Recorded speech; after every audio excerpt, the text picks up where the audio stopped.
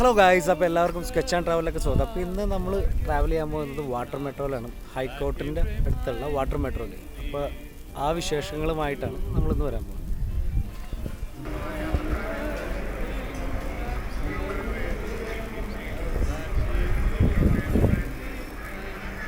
ഹൈക്കോർട്ടിനടുത്തുള്ള water മെട്രോയുടെ ticket കൗണ്ടറിൽ ചെന്ന് ടിക്കറ്റ് എടുത്തതിന് ശേഷം കുറച്ച് നേരം അവിടെ വെയിറ്റിംഗ് സീറ്റിൽ പോയിരുന്നു. അവിടെ ഇരുന്നപ്പോൾ അവിടെ പുറത്തുനിന്ന് മഹാരാഷ്ട്രയിൽ നിന്നും മുംബൈയിൽ നിന്നും ഹൈദരാബാദിൽ നിന്നും ഒക്കെ ടൂറിസ്റ്റുകൾ തൊട്ടടുത്ത് വന്നിരിക്കുന്നുണ്ടായിരുന്നു.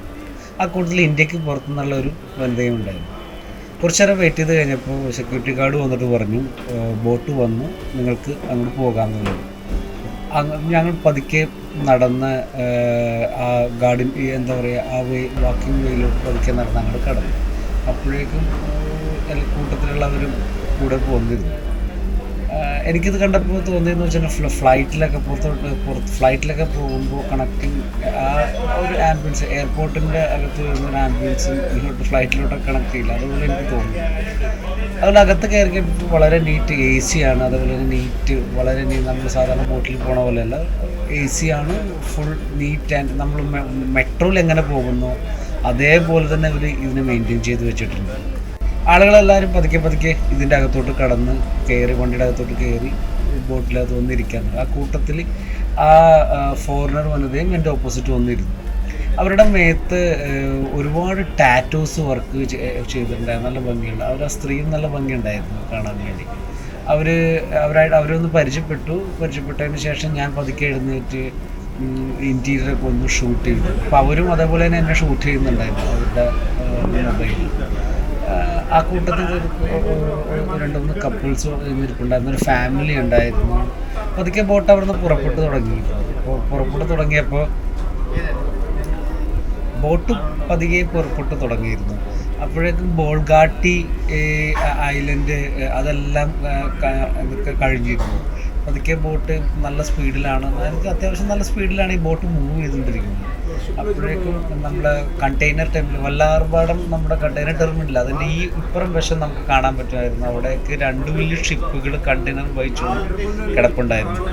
അതൊക്കെ ആൾക്കാരെല്ലാവരും കൂടി അത് വന്ന് നോക്കുന്നുണ്ട്. കുറേ പേര് അത് ഫോട്ടോ എടുക്കുന്നുണ്ട്. ഹൈദരാബാദിൽ നിന്നുള്ള ആൾക്കാരെല്ലാവരും ചൂണ്ടിക്കാട്ടിക്കൊണ്ട് അവരവരുടെ ഹൈദരാബാദിലെ ബോട്ടിനെ കുറിച്ചും മഹാരാഷ്ട്രയിലെ ഫോർട്ടിനെ കുറിച്ചൊക്കെ കമ്പയർ ചെയ്ത് സംസാരിക്കുന്നുണ്ടായിരുന്നു അതിൻ്റെ ഇടയിൽ.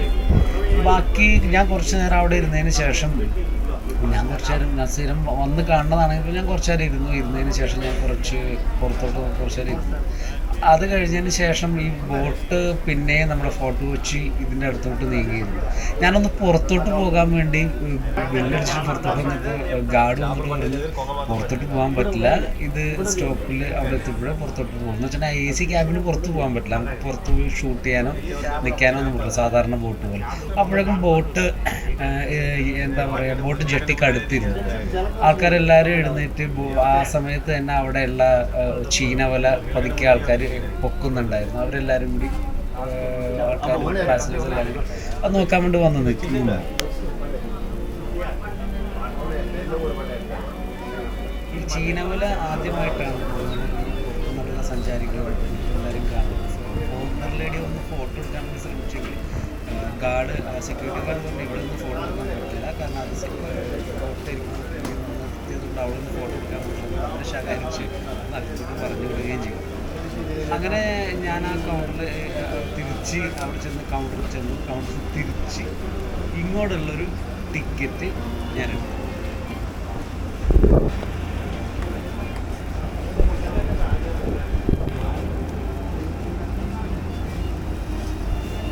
അപ്പോൾ ഇതാണ് ഇന്നത്തെ fort Kochi water metro travel ചെയ്തതിൻ്റെ വിശേഷങ്ങൾ.